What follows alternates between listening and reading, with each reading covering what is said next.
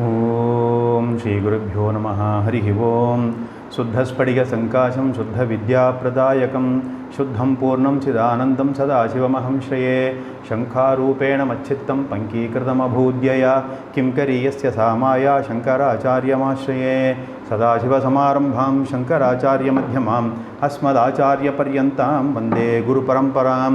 భారతీకరుణాపాత్రం భారతీపదభూషణం భారతీపదమారూఢం భారతీతీర్థమాశ్రయే. విద్యావినయసంపన్నం వీతరాగం వివేకినం వందే వేదాంతతత్త్వజ్ఞం విధుశేఖరభారతీం. మాలాసుధాకుంభవిబోధముద్రా విద్యావిరాజత్కరవారిజాతాం అపారకారుణ్యసుధాంబురాశిం శ్రీశారదాంబాం ప్రణతోస్మి నిత్యం. ఓం.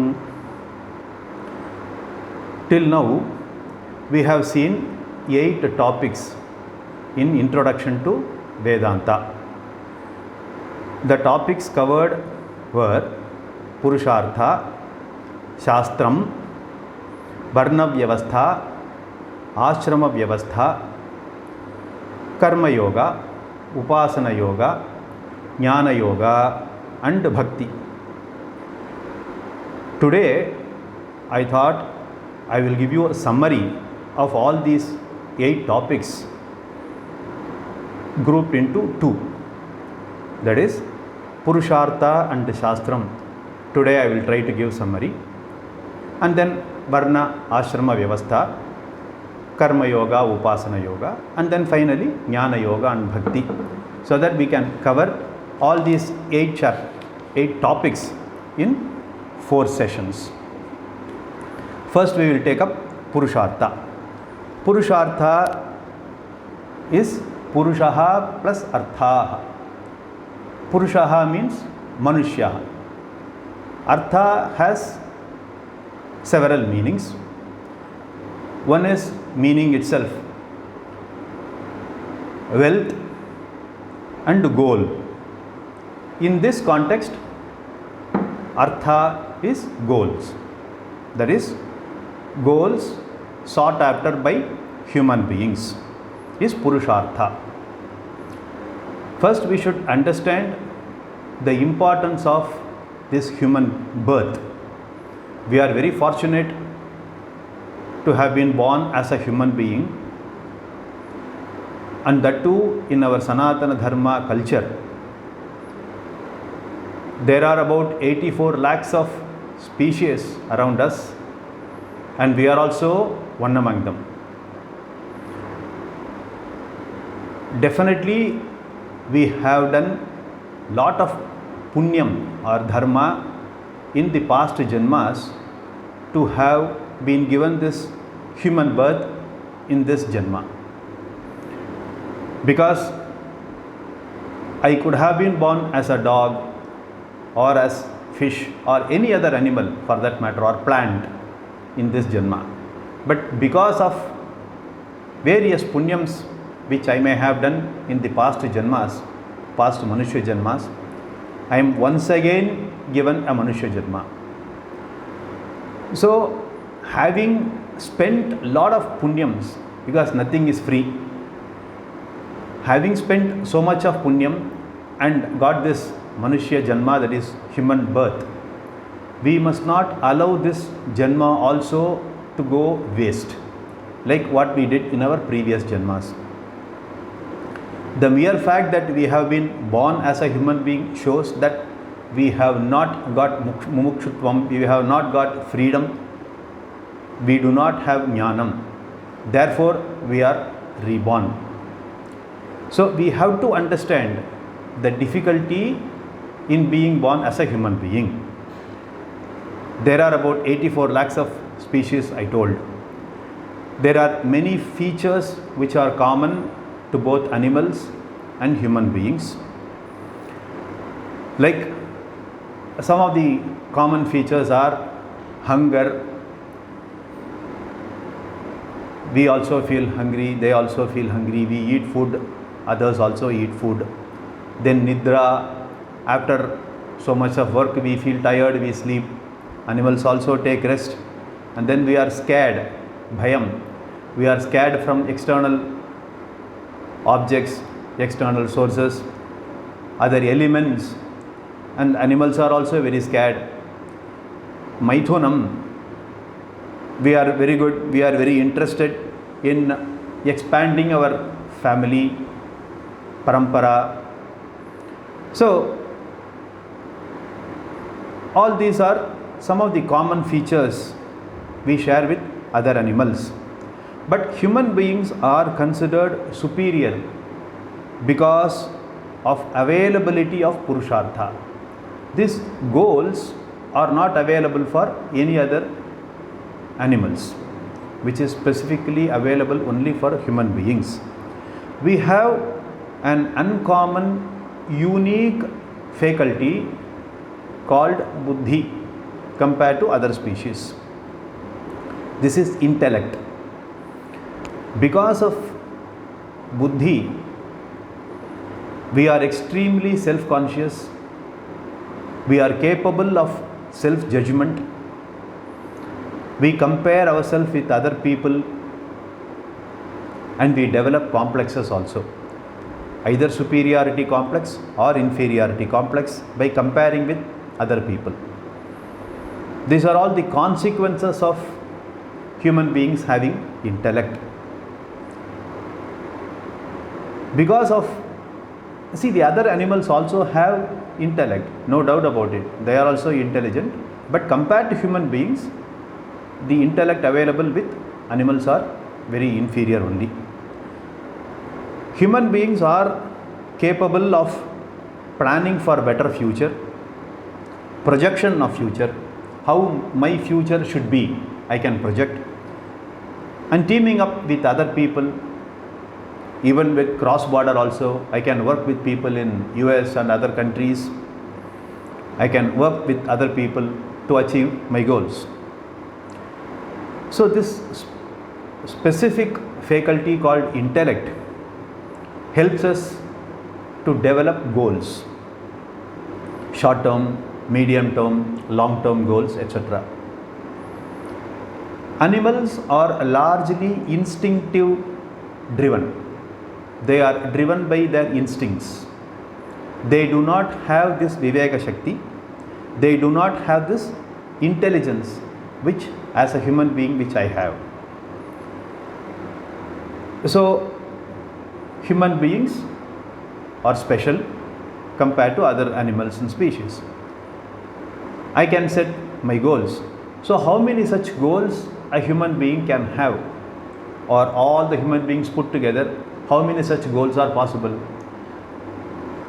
It is vast, infinite number of goals. It may be more than the number of human beings also, because I have, as an individual, I may have several goals. The goals will be changed over a period of time. The goals will be expanded. I will go to some other goal after achieving one, etc. So, if one person may have several goals, so all the human beings in this universe put together, it is infinite number of goals we have. But Shastras have classified all these varieties of goals into only 4 types, 4 groups. All the goals, human goals, can be classified into 4 categories. There is no 5th category. We call them as Chaturvidha Purushartha. Dharma, Artha, Kama, Moksha. All these 4 are Chaturvidha Purushartha. These goals are available only to human beings. Now we will, because this is summary, we will briefly go through what are these Purusharthas. Artha and Kama, I can group them into 2, because this is whatever you acquire to take care of basic fundamental physical security of the physical body, and then for the sake of comfort, for the sake of happiness, for the sake of feeling comfort, etc., they all will be clubbed under Artha Purushartha and Kama Purushartha. Anything to procure, any asset, any relations we earn or we procure, broadly food, clothing, housing, that is shelter. And I always work for not only current security, but also I am interested in taking care of my future security, because I am very good in planning for my future as a human being. So I have to work for my future security, not only for my individual, but also I have to include my family. I am not one particular person, there are many people in the family. So I have to work for all those people's welfare, etc. So all these are grouped under Artha and Kama, Purushartha. Then the third variety is Dharma Purushartha, Punyam, invisible form of wealth. We cannot see, because it is invisible, we cannot see. It is not like an object, or it is not like any other thing which we can touch or which we can see, etc. But it is invisible force which helps us, which helps one person to have a comfortable life, healthy body, etc. This is called Punyam. There is no correct translation for Punyam into English. We can say good luck or good fortune, etc. But there is no exact translation available. And this Punyam is also the concept which is prevalent only in Sanatana Dharma culture, not in materialistic society. So we have, as a human being, I have to earn Punyam by doing noble actions with noble attitude. This Punyam is not only good for my current Janma by providing us with good health and good fortune, good family, good infrastructure, but also it has to take care of my at least initial few years in the next Janma. Supposing I am born as a human being in the next Janma, I don't have any control over who should be my parents. Nobody asks me in which family should you want to be born. Nobody asks me. I don't have any control over parentage, over siblings, my future health, that is next Janma's health, nothing. So this Punyam which I do in this current Janma as a human being will go a long way in helping me to get a better, if not equal Punyams, equal good infrastructure in the next Janma. So this Dharma is very, very important. So all these three, Dharma, Artha, Kama, all these three put together is called Preyas. And the last one is Moksha Purushartha, that is freedom, which is called Shreyas. These are the four human goals, four category or groups of human goals are possible. So all the likes and dislikes, all the assets I acquire, all the relations I acquire will all fall under only these four categories. There is no fifth category of goal. Now this three Purushartha, the first group, Dharma, Artha, Kama, that is Preyas. They have very advantages, lot of advantages. Everyone knows about it. So let us not spend more time in discussing about the positive points.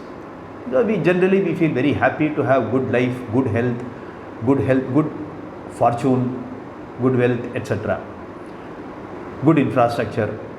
We are all happy and we want to have more. We want to have this particular lifestyle to continue forever.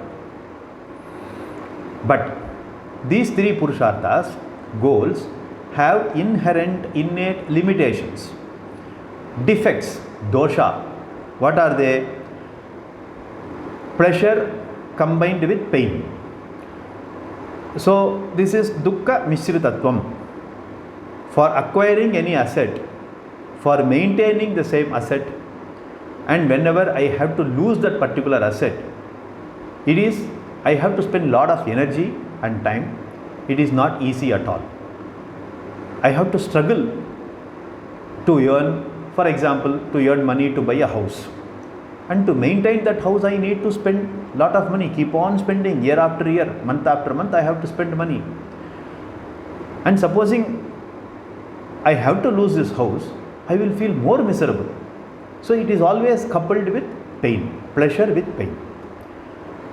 The second one is dissatisfaction, atruptikaratvam. I am not happy with whatever wealth I acquire, whatever asset I acquire.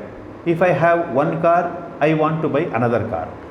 So I am not at all satisfied. I want more. I want to become something. So this want is always a continuous story in my life. And the third dosha is dependence. I am dependent on these external objects. Initially, they are very useful, they are very relevant, they are very necessity for me. But continuously when I start using it and enjoying them, I feel I am addicted to them. I cannot live without them. Both objects, with respect to objects as well as with people. So this is dependence. And the last one is impermanent. It is not permanent. Whatever I acquire, it keeps on changing. Money comes today and tomorrow I may spend, and day after tomorrow I may not have anything.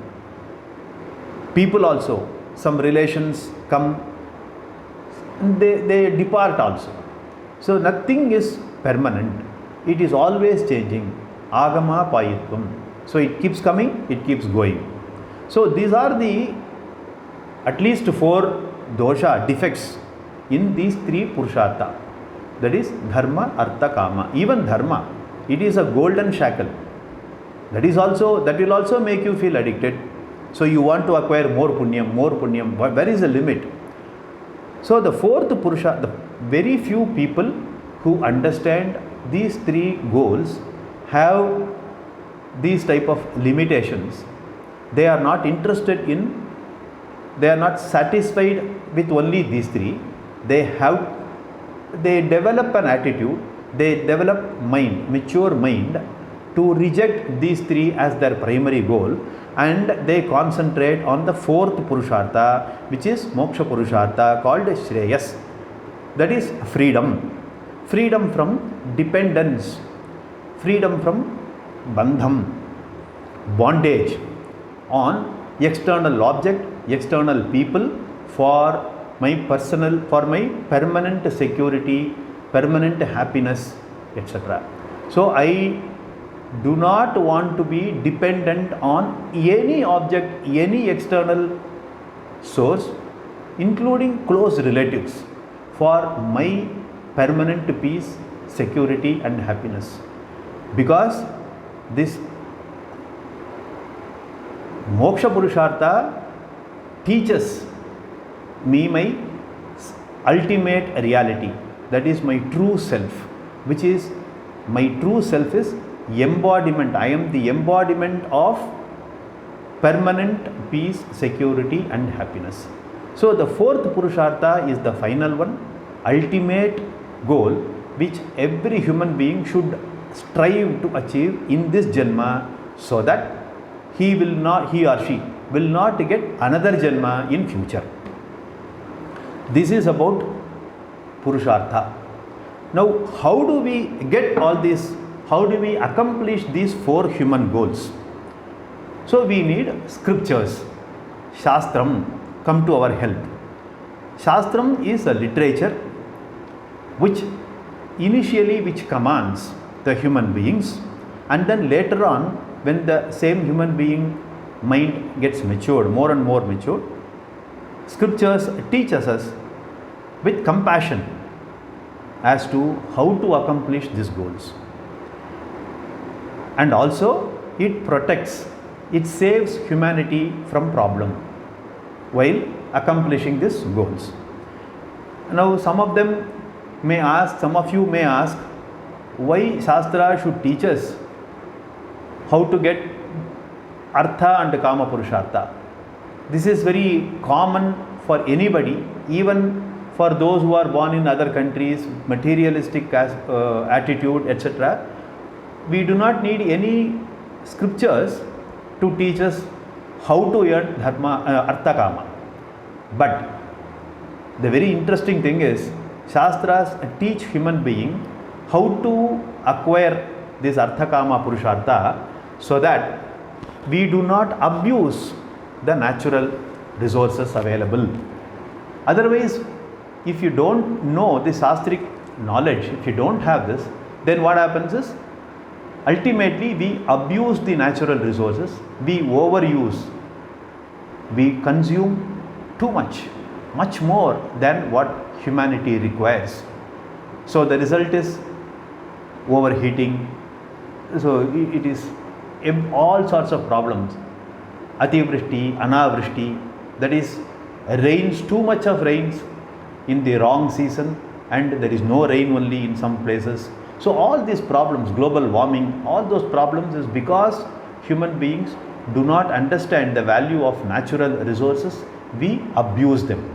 Therefore, Shastra is a tremendous source of knowledge to teach us how to acquire even Dharma, Artha Kama Purushartha. Dharma anyway we have to learn because it is available only for Sanatana Dharma people only.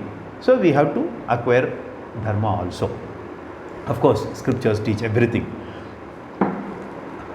Now, the scriptures can be called as a handbook or guidebook. Scriptures are there only to help us.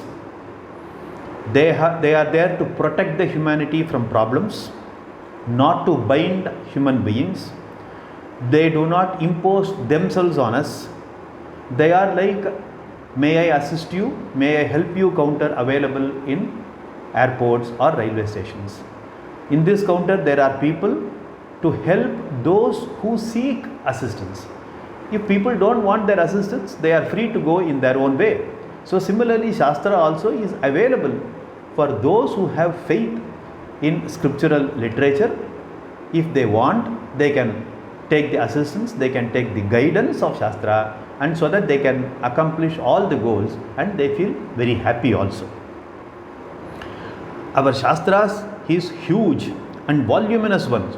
It is so vast that one person cannot study the Shastram even if he takes many janmas.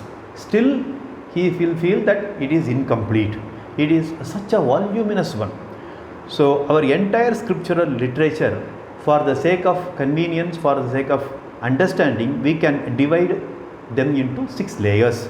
First one is Vedic literature, Veda. This is primary source of knowledge. Veda Shastram. There are thousands and lakhs of mantras are there. There are 4 groups: Rig Vedam, Yajur Veda, Sama Veda and Atharvana Veda. Veda mantras are Vedic compositions meant for inquiry, analysis and assimilation by human beings. Who are the authors of Vedas? Vedas are given by Ishvara, God. If you consider God as a transmitting station, our rishis are considered receiving centers because of their tapas, because of their excellent controlled lifestyle. They have fantastic intelligence with them. Therefore, they had the capability of receiving those, can we say, waves, in the form of waves. The Vedic mantras are in the form of waves. So they had received them and given it to humanity as a pipeline sort of. Therefore, we should be really grateful to our rishis. Although they are not the authors of Veda, Veda is given by Ishvara. Therefore, it is called Apaurusheya Shastram. It is not a product of human intellect, but rishis have received and given it to us. Therefore, rishis are mantra drashtaraha. They are not mantra kartas. And it is Shabda Pramanam. Vedas are passed on by our rishis to various generations and generations by teaching and listening through ears. It was not in scripture form, but few thousands years back it was in literature form also, it was in written form also, it has been coming out. Therefore now it is available in written form also. But early years, in early period, it was only through Shabda Pramanam. It was passed on generations after generation only through Shabda. So the teacher will teach and the students will listen through their ears and they will memorize it. So Karna Parampara. Hence our culture is Vaidika Parampara, Sampradaya, Vedic culture, and we are all Vaidikas only because we follow Vedic teaching. So this is the primary source of knowledge, and whatever I am going to discuss are all secondary source of knowledge, secondary scriptural literature we can say. First one is Sutra literature. They are in the form of cryptic statements, short statements, capsule form, in a nutshell form. See, Vedic teaching, they are all Vedic teaching. Basically they are Vedic teaching only, but they are in short form, codified form. They are classified and rearranged topic wise, subject wise. Vedas are vast literature and they are in Sanskritam also. They are not arranged systematically in subject wise, it is not arranged. But all the topics are strewn all over. So one has to struggle. If I have to find out one particular subject, you have to struggle to go through all the Veda Pramanam, Veda Shastrams, everything. So it is very difficult. Therefore, the rishis have taken a lot of pain in consolidating, in regrouping subject wise. So this sutra is in a nutshell form. It is cryptic form. Therefore, the advantage is easy to memorize, relatively easy to memorize, but the disadvantage is it is subject to misinterpretation, misunderstanding also. And these sutras are written by many rishis: Dharma Sutra, Grihya Sutra, Shrauta Sutras. So individual values and growth are mentioned in Dharma Sutra. For family values, one has to refer to Grihya Sutra. For a society, for the whole society-centric activities, one has to refer to Shrauta Sutra. This is about Sutra literature. The next one is Smriti literature, Smriti Grantha. Verses and poems in metrical forms. Our rishis remembered Vedas, the teaching, the meanings of Vedas, and because of their memory power, they have gathered enough knowledge and then they present them not in nutshell, because nutshell is already available, in elaborate form, which is Smriti Granthās. For example, Manusmriti, Parashara Smriti, Yajnavalkya Smriti. These are some of the Smritis available. Many topics are discussed at length, explained beautifully. For example, cosmology, the creation of whole Jagat is explained very beautifully and in an expanded form. So there is no room for any misinterpretation or misunderstanding. Advantage of Smriti. Then we have Purana Smriti, Purana Grantha. They are still expanded. Compared to Smriti, they are multifarious expansion. If it is 1:10, now the Purana will be 1:100. Pura api navaha. They are ancient, but they are relevant even for current day actions, current day life. They are not obsolete. Even today, it is valid, it is relevant. There is abstract ideas contained in earlier scriptural literature and they are explained in story form. For example, Satyam is a Vedic mantra. In order to make people understand what is Satyam, a fantastic whole story of Harishchandra Harishchandra Puranam is explaining the value of Satyam. There are totally about 18 Puranas and 18 Upapuranas, totaling into 36 Puranas. All are composed, written by Veda Vyasa Bhagavan. And then the next layer is Itihasam. Iti plus ha plus asam. That is, it happened definitely in this way. Like for example, two very famous, very popular Itihasams are Ramayanam and Mahabharatam. Rama is character is Dharma. Ramo Vigravahan Dharma. What do you mean by Dharma? It is an abstract word. Dharma is very abstract. We don't know what is this. So if you have to understand Dharma, you have to refer to Rama, because he is the embodiment of Dharma. Ramayanam is 24,000 verses. Mahabharatam is about 1 lakh verses. And there are people who have memorized even Mahabharatam. They are living with us today also. So that is the extent of people involvement in understanding and memorizing our scriptures. Then final one is commentaries, Bhāshya Grantham.